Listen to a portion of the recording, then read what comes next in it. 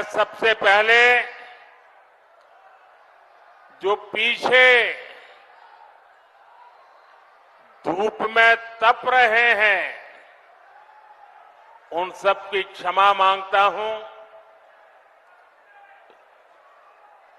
हम लोगों ने जो सोचा था वो पंडाल छोटा पड़ गया, मैदान छोटा पड़ गया और इसलिए जितने अंदर बैठे उससे ज्यादा लोग बाहर धूप में तप रहे हैं। जो धूप में तप रहे हैं, हमारी व्यवस्था की कमी रही, इसके लिए मैं आप सबकी क्षमा मांगता हूं।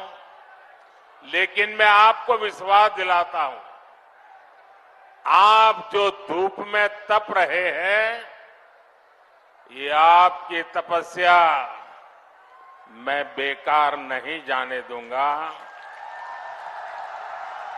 मैं इसे विकास कर करके लौटाऊंगा। आपके इस प्यार के लिए मैं आपका बहुत आभारी हूं। जो लोग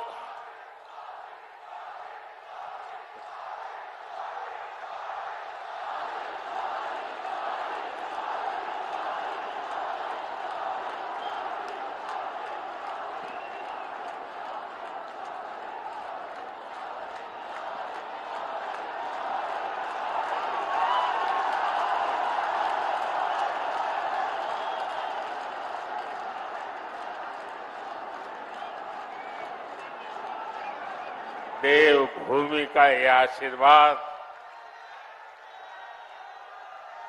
ये मेरी बहुत बड़ी पूंजी है।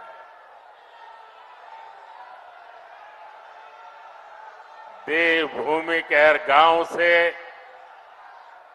मुझे आपका जो प्यार मिल रहा है, आपके आशीर्वाद मिल रहे हैं, मैं इसके लिए आपका हृदय से बहुत बहुत आभारी हूं। भाइयों बहनों, और ये चुनावी सभा भी ऐसे क्षेत्र में हो रही है जिसे मिनी इंडिया कहा जाता है। और एक प्रकार से ये देवभूमि के भी आशीर्वाद है और मिनी इंडिया के भी आशीर्वाद है। मैं जब भी उत्तराखंड की पवित्र धरती पर आता हूं, खुद को बहुत धन्य महसूस करता हूं। और इसीलिए ही मेरे दिल की गहराई से एक बात निकली थी और मैंने एक बार यहां कहा भी था, देवभूमि के ध्यान से ही, देवभूमि के ध्यान से ही मैं सदा धन्य हो जाता हूं। हाय भाग्य मेरा,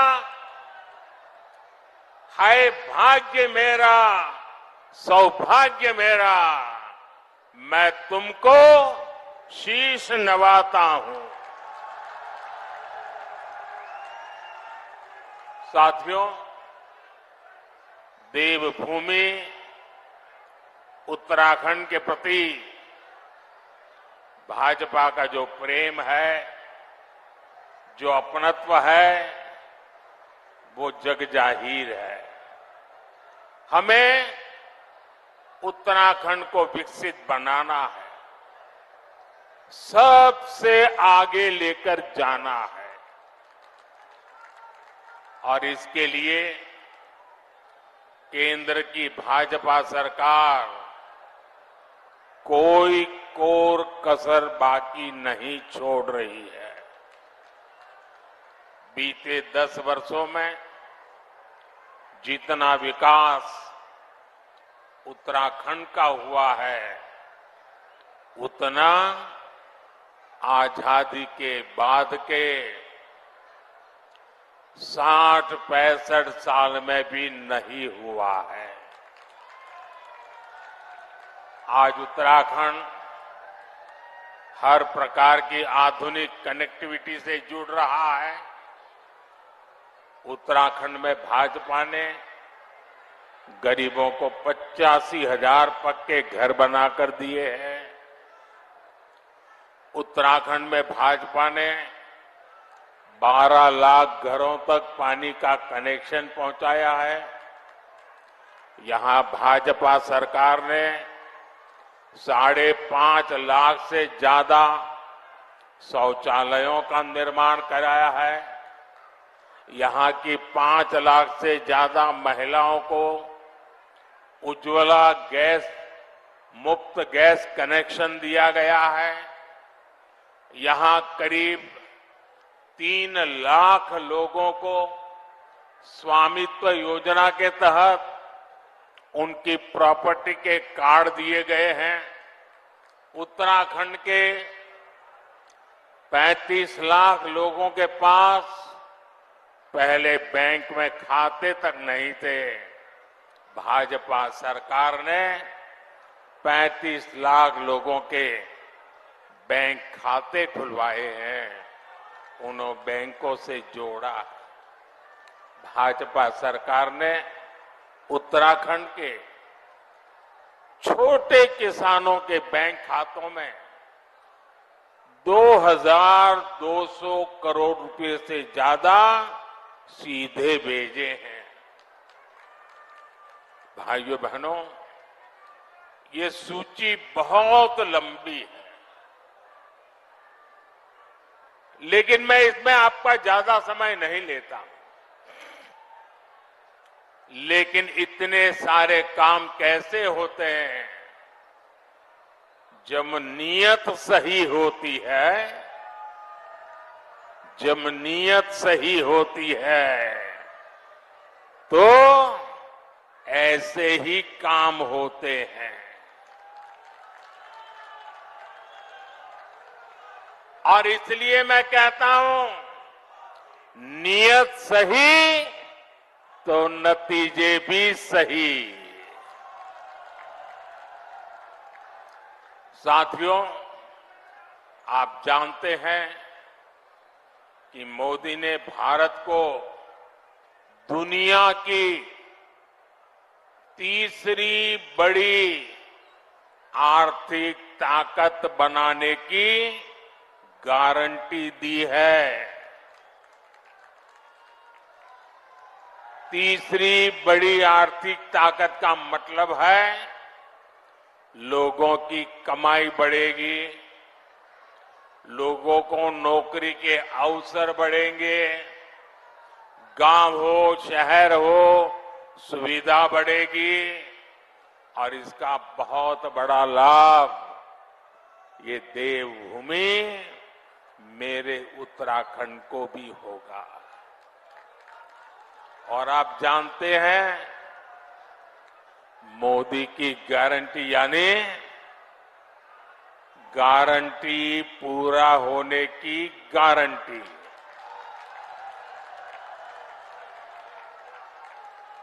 अब याद कीजिए, मैंने आपसे कहा था कि यहां एम्स का सैटेलाइट सेंटर बनेगा।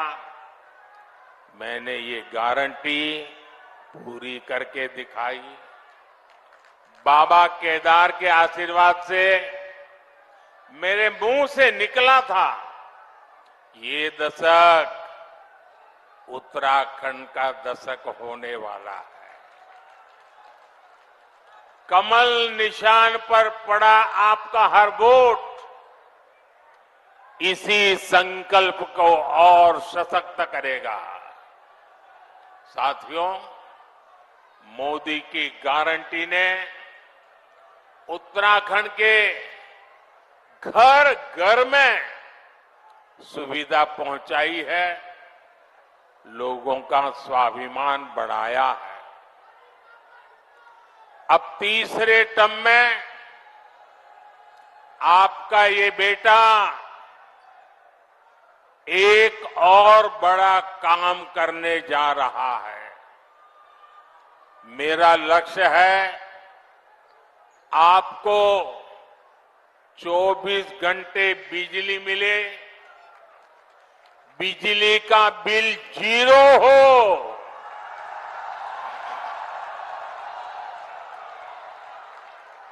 बिजली का बिल 0 हो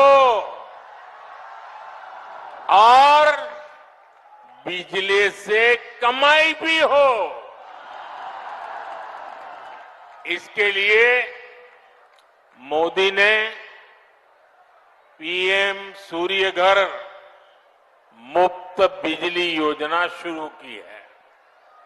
इसके तहत छत पर सोलर पैनल लगाने के लिए सरकार मदद दे रही है। इससे जो एक मध्यम वर्गीय परिवार होता है, जिसके घर में 3-4 पंखे हो, 1-2 एसी हो, वॉशिंग मशीन हो, रेफ्रिजरेटर हो, एक छोटी सी इलेक्ट्रिक व्हीकल के चार्जिंग की बात हो, तो करीब करीब उसको 300 यूनिट बिजली खपती है। ये 300 यूनिट तो मुफ्त मिलेगी और जरूरत से ज्यादा जो बिजली होगी उसको सरकार खरीदेगी और आपको उससे कमाई होगी।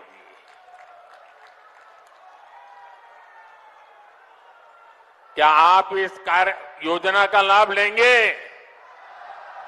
जीरो बिल वाली योजना का लाभ लेंगे? तो उसकी एप्लीकेशन कर दीजिए। उसका एप्लीकेशन का काम चालू है।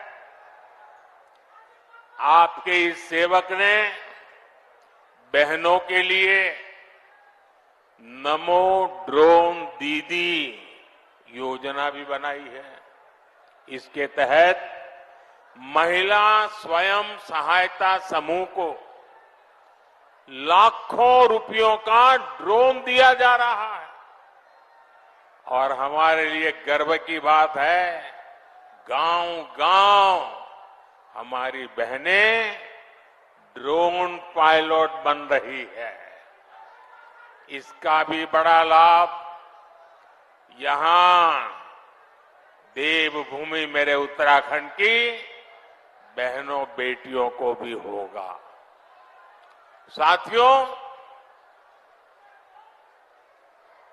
आपको लगता होगा इतना सारा काम मोदी कर रहा है,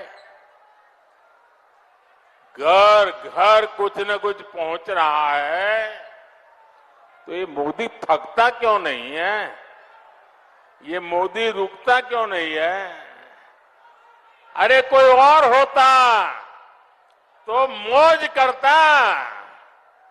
मोदी मौज करने के लिए पैदा नहीं हुआ है, मोदी मेहनत करने के लिए पैदा हुआ है। मोदी आपके लिए मेहनत करने के लिए पैदा हुआ है। और इसलिए मेरे भाइयों बहनों, ये जो 10 साल में हुआ है ना, पहले वालों से बहुत ज्यादा हुआ है। हर कोई मानता है, लेकिन मोदी नहीं मानता है। मोदी तो कहता है ये 10 साल में जो विकास हुआ है ना, वो तो सिर्फ ट्रेलर है, ट्रेलर। अभी तो बहुत कुछ करना है।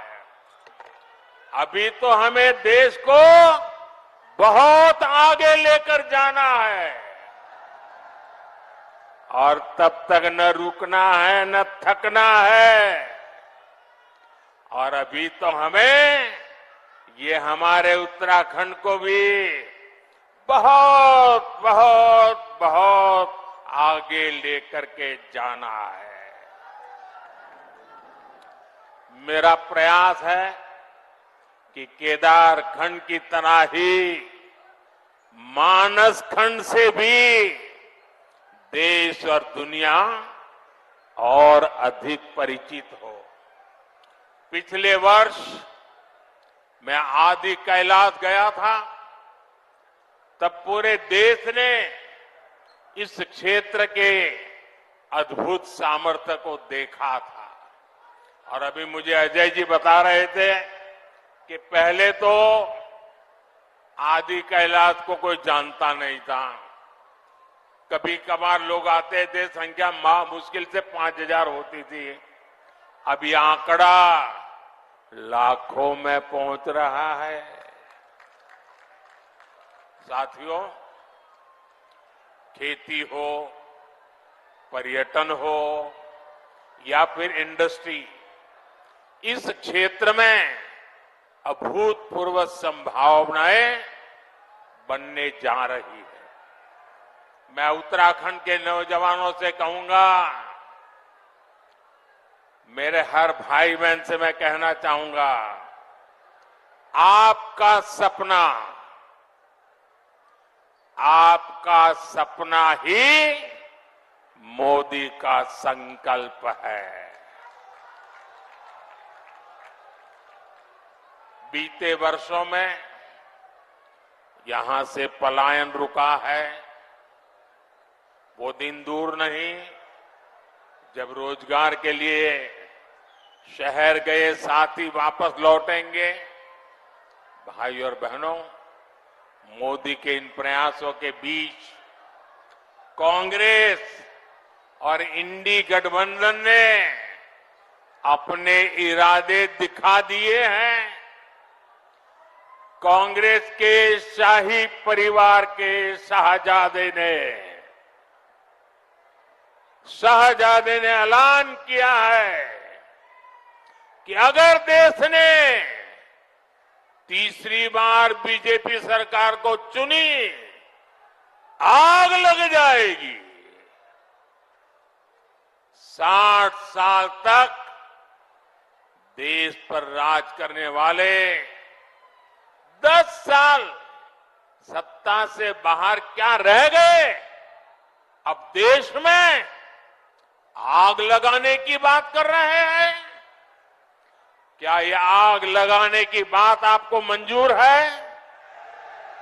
क्या इस देश को आग लगाने देंगे? क्या आग लगाने की ये भाषा उचित है? क्या ये आग लगाने वाली भाषा लोकतंत्र की भाषा है? ऐसे लोगों को सजा करोगे? पक्की सजा करोगे? चुन चुन करके साफ कर दो। इस बार इनको मैदान में मत रहने दो भाइयों।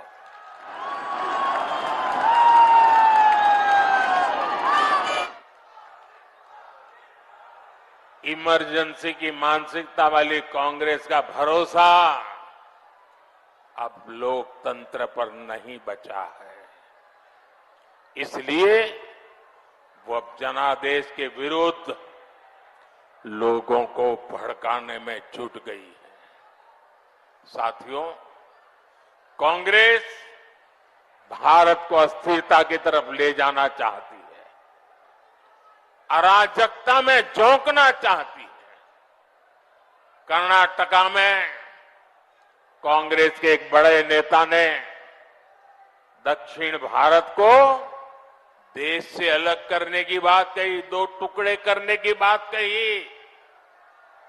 आप मुझे बताइए, देश के टुकड़े करने की बात करने वालों को सजा मिलनी चाहिए कि नहीं मिलनी चाहिए? सजा मिलनी चाहिए कि नहीं मिलनी चाहिए? सजा मिलनी चाहिए कि नहीं मिलनी चाहिए? लेकिन कांग्रेस ने क्या किया? सजा देने के बजाय कांग्रेस ने देश को बांटने की घोषणा करने वाले को चुनाव का टिकट दे दिया। उत्तराखंड के लोग भूल नहीं सकते कि इसी कांग्रेस ने देश के वीर सपूत स्वर्गीय बिपिन रावत जी तक का अपमान किया था। ऐसी कांग्रेस से देशभक्ति की भाषा, उनकी देशभक्ति की बातें किसी के गले उतरती नहीं है। साथियों, कांग्रेस तुष्टीकरण के दलदल में ऐसा धंस गई है कि कभी देश हित का सोच ही नहीं सकती। यही कांग्रेस है जो घुसपैठियों को बढ़ावा देती है, लेकिन जब भाजपा सीएए के माध्यम से मां भारती में आस्था रखने वालों को भारत की नागरिकता देती है, तो कांग्रेस को सबसे ज्यादा तकलीफ होती है। इस क्षेत्र के लोग भी जानते हैं कि पाकिस्तान और बांग्लादेश से जो शरणार्थी आए हैं, उनमें से अधिकतर दलित परिवार है, हमारे सिख भाई बहन हैं, हमारे बंगाली भाई बहन हैं, लेकिन कांग्रेस इन लोगों को नागरिकता देने का विरोध कर रही है। कांग्रेस कितना भी घोर विरोध करे, इन लोगों के पास मोदी की गारंटी है।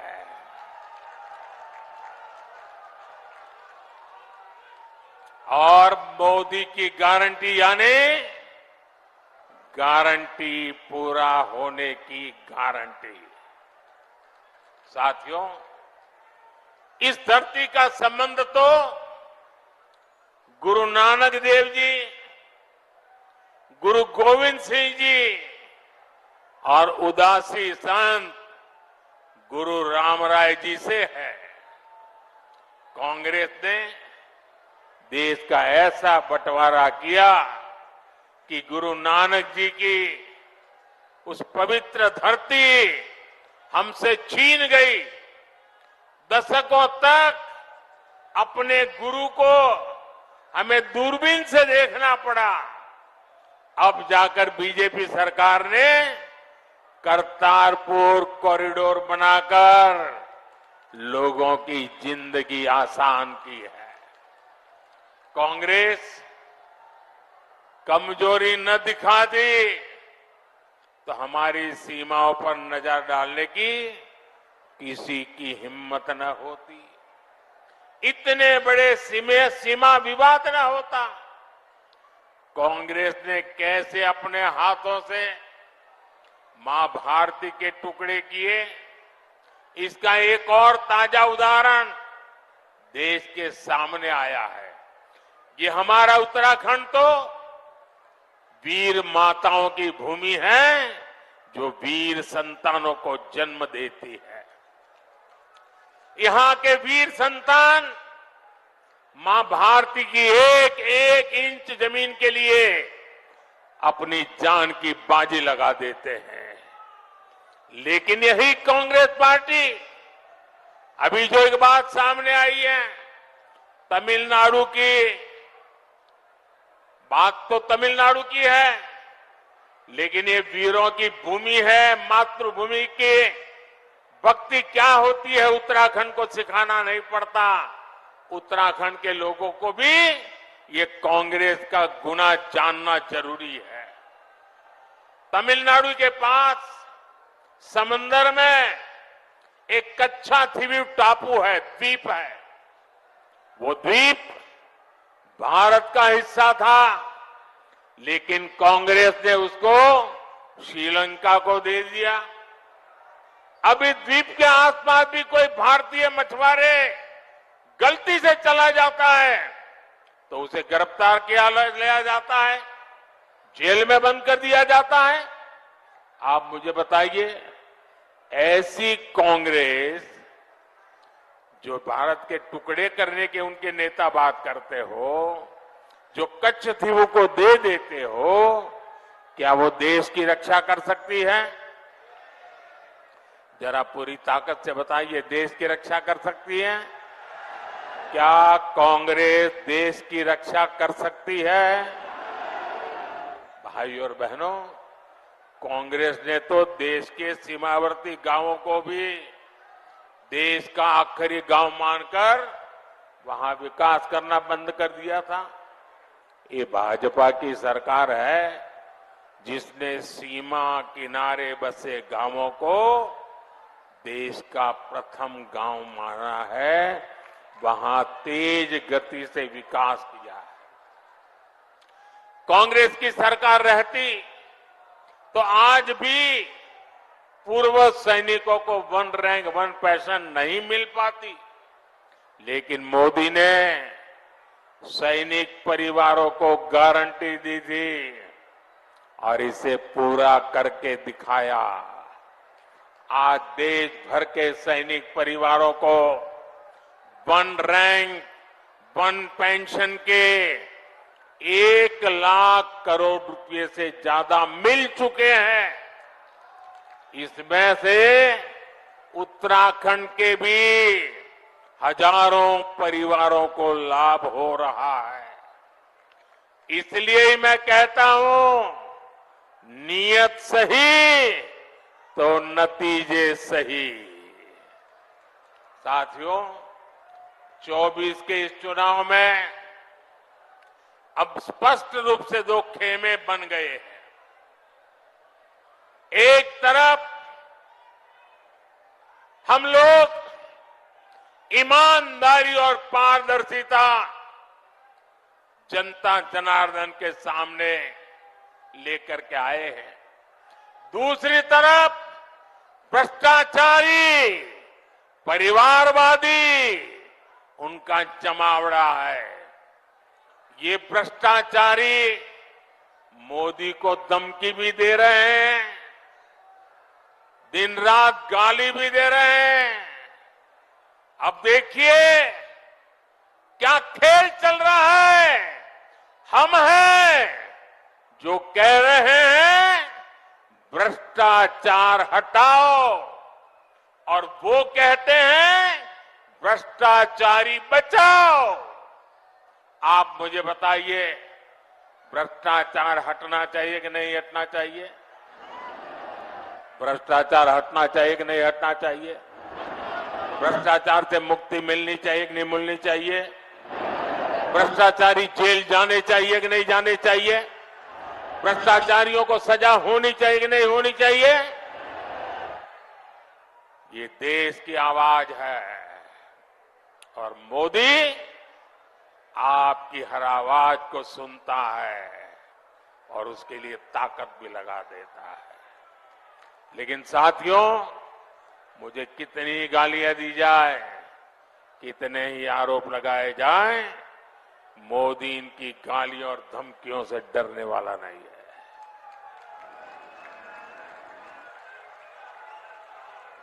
हर भ्रष्ट पर कार्रवाई जारी रहेगी और तीसरे टर्म की शुरुआत में अब 2-2.25 महीने बाकी रहे हैं, बहुत कम समय बाकी रह गया है।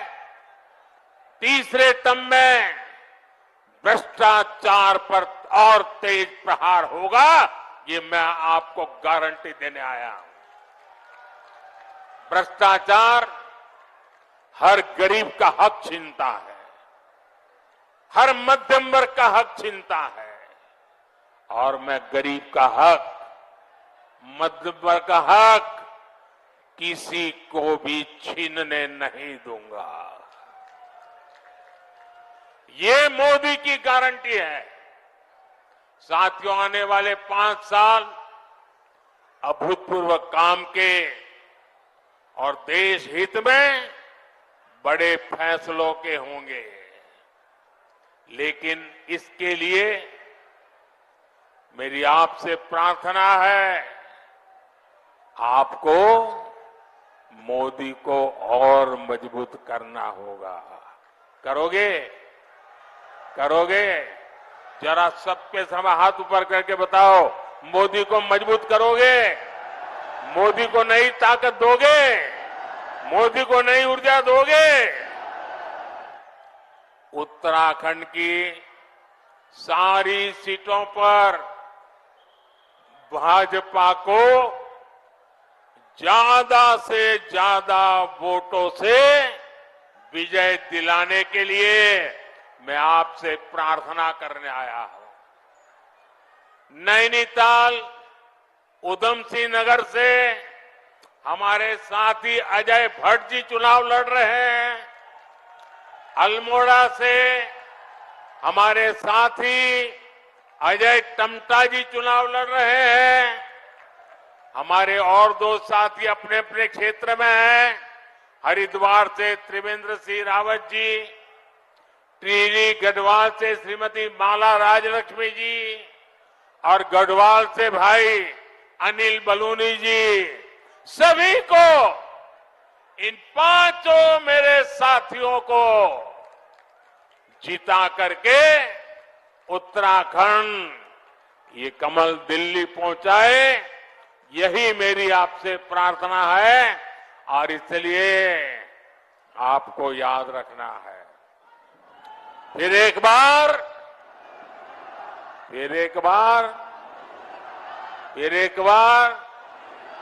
4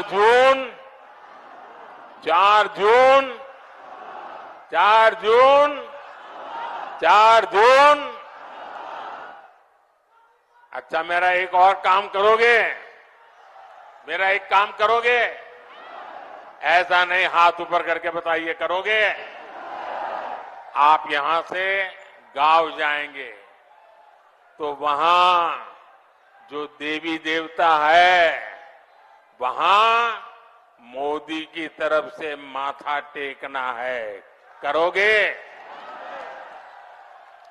और गांव में सभी परिवारजनों को कहिएगा कि मोदी जी उत्तराखंड में आए थे और आपको प्रणाम भेजा है। मेरा प्रणाम पहुंचाओगे? घर घर पहुंचाओगे? और एक बात, इस बार गर्मी जरा ज्यादा ही तेजी से बढ़ रही है। कितनी ही गर्मी क्यों न हो, मतदान होगा कि नहीं होगा? ज्यादा से ज्यादा मतदान होगा। सुबह जल्दी जल्दी मतदान होगा। जलपान से पहले मतदान होगा। मैं सभी से आग्रह करूंगा, गर्मी कितनी ही क्यों न हो, लेकिन लोकतंत्र की रक्षा के लिए हमें अपना दायित्व निभाना है। निभाएंगे? मेरे साथ बोलिए, भारत माता की, भारत माता की, भारत माता की। बहुत बहुत धन्यवाद।